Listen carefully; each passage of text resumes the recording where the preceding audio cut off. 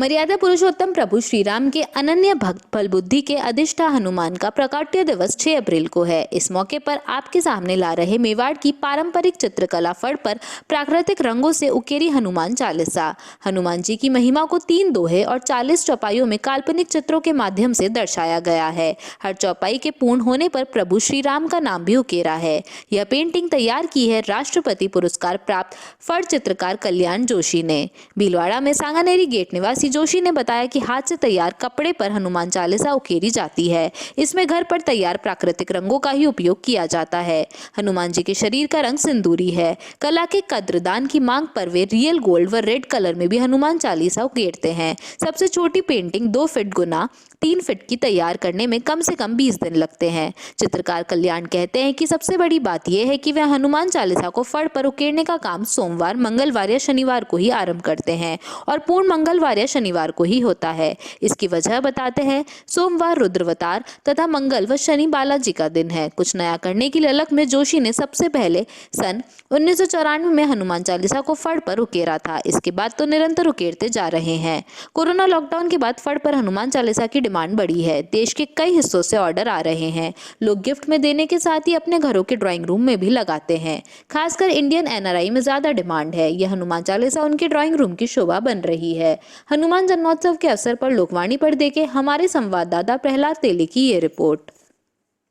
बल बुद्धि और शक्ति और भक्ति के प्रदाता भगवान हनुमान जी महाराज का जन्मोत्सव पूरे देश के अंदर धूमधाम के साथ मनाया जा रहा है और हम भी हमारे लोकवाणी के दर्शकों को हनुमान जयंती की अग्रिम बधाई देते हैं। साथ ही आज हम ऐसे शख्स से आपको मिलाना चाहेंगे जिन्होंने हनुमान चालीसा का सचित्र वर्णन किया है।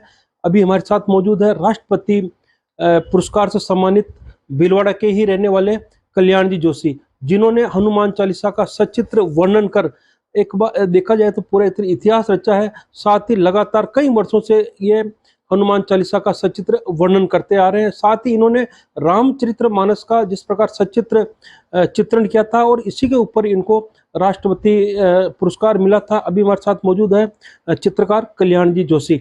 सर, जिस प्रकार आज हनुमान जयंती का दिन है और कई वर्षों से आप लगातार जिस प्रकार सचित्र हनुमान जी का आप हनुमान चालीसा का चित्रण करते आ रहे हैं, प्रेरणा कहाँ से मिली और इसकी पूरी हमारी जो जानकारी हमारे दर्शकों को दीजिए सर। ये संपूर्ण हनुमान चालीसा है, मैं पिछले तकरीबन 30 सालों से बना रहा हूँ और अब तक 100 से ज़्यादा हनुमान चालीसा बना चुका हूँ मैं, लोगों की डिमांड के ऊपर। यह हनुमान चालीसा की प्रेरणा मुझे मेरे पिताजी से और हमारे पिताजी के एक शिष्य प्रदीप मुखर्जी, वो भी राष्ट्रपति पुरस्कार से सम्मानित है, उनसे मिली ही। और उसके बाद से मैं निरंतर ये हनुमान चालीसा बना रहा हूँ अलग अलग साइज़ में। देश विदेश दुनिया के कई देशों में ये हनुमान चालीसा पहुँच चुकी है। America, France, Europe, Germany, England, Australia, जहाँ पे भी भारतीय एनआरआईज लोग रहते हैं उनके घरों में देखी जा सकती है। कितने श्लोक और कितनी चौपाइयाँ आपने इसमें अंकित करते हैं आप? हनुमान चालीसा में 40 चौपाइयाँ और 3 दोहे हैं, जिसे मैंने संपूर्ण चित्रित किए हैं और चौपाइयों के साथ। और चौपाइयों के बीच बीच में मैंने राम नाम भी अंकित किया है। तो हर चौपाई के बाद राम, सिया राम, जय जय राम, सीता राम, जितना स्पेस मिलता है उसी हिसाब से मैंने ये बीच राम नाम भी अंकित किया है। चौपाइयों के साथ साथ राम नाम का भी स्मरण किया जा सकता है।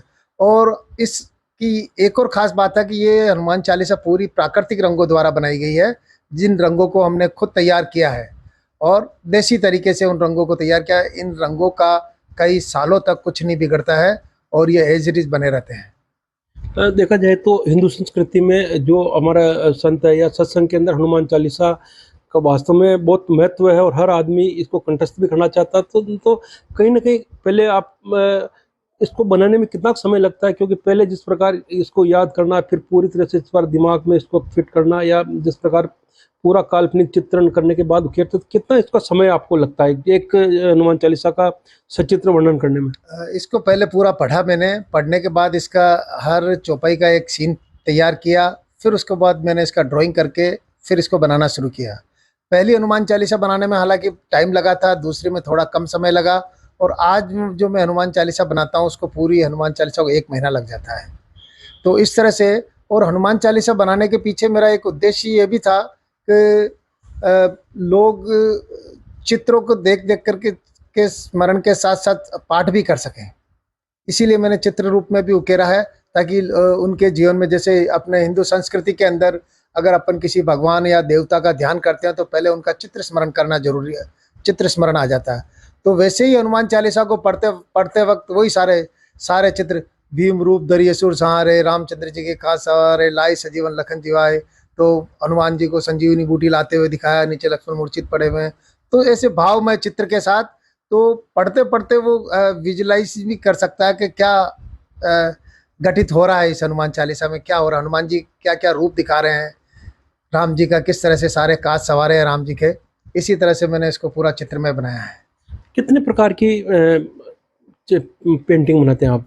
ऐसे कई सारे रिलीजियस सब्जेक्ट है भारतीय संस्कृति के, जिसको जो मैंने बनाया है। दुर्गा के ऊपर दुर्गा चालीसा बनाई है, और गणेश चालीसा बनाया है, शिव पुराण बनाया है, शिव पार्वती विवाह है, राम जानकी विवाह है, पूरा संपूर्ण रामचरितमानस, इसी तरह से कुमार संभवम, मेघदूत, जितने भी महाकाव्य, भारतीय संस्कृति के महाकाव्य और रिलीजियस भगवान के 10 अवतार की कथा, विष्णु के हर अवतार को एक्सप्लेन कर करके, जैसे मत्स्य अवतार क्यों हुआ, कैसे हुआ, कब हुआ, किस वजह से भगवान विष्णु को मत्स्य अवतार लेना पड़ा, ऐसे 10 अवतार की कथा भी मैंने बनाई है।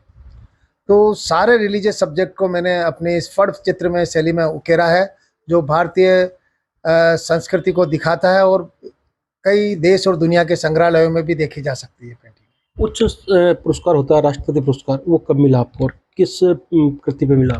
मुझे राष्ट्रपति पुरस्कार पहले तो 2004 में मिला था, जो राष्ट्रीय मेरिट सम्मान भारत सरकार की तरफ से, और 2010 में मुझे नेशनल अवार्ड मिला था, जो प्रणब मुखर्जी के हाथों मिला, और वो मुझे रामचरितमानस के ऊपर मिला।